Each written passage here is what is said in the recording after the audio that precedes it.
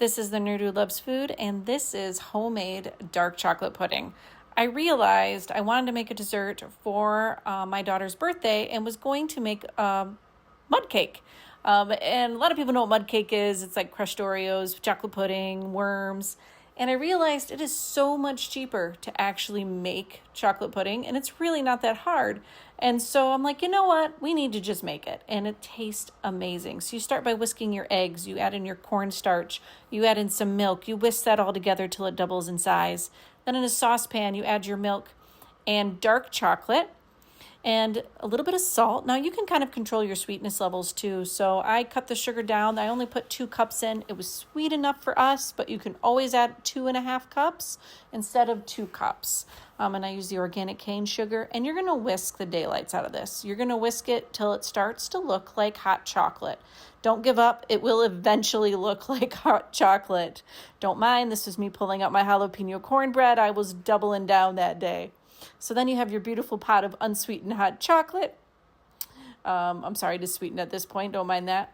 And you're going to need to temper your eggs. So what that means is you take the hot liquid and add it into your eggs in small doses to bring your eggs up to temperature. So when you combine it back in the pot, they don't curdle on you. So I start with a couple tablespoons. I do this probably 6 times. And then I slowly add more until I feel like it is about double what the eggs were. And then I will dump that back into my main pot and be able to bring this up to a boil without worrying about my eggs turning into scrambled eggs.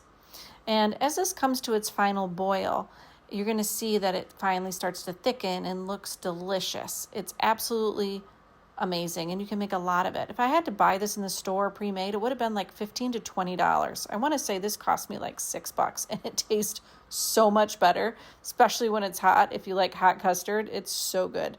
So then we went and I made my mud cake. Tip for this, when you're cooling this down, you want to place your plastic wrap, your saran wrap, right to the skin of the pudding so that it doesn't form a pudding skin and it stays that nice and silky pudding as it chills in the fridge. You want to chill it for at least 2 hours. I chilled this overnight.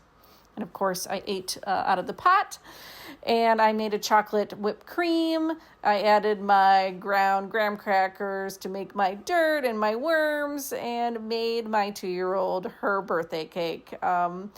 Those are homemade ghost marshmallows, trying to make it spooky. Her birthday is actually in October, so she had a Halloween bash for her 2nd birthday. And I gotta say, the kids loved it. I felt better because it was organic and less sugar and healthy, and everyone enjoyed it, if her face doesn't tell you that. From the Nerd Who Loves Food, try making yourself some homemade chocolate pudding.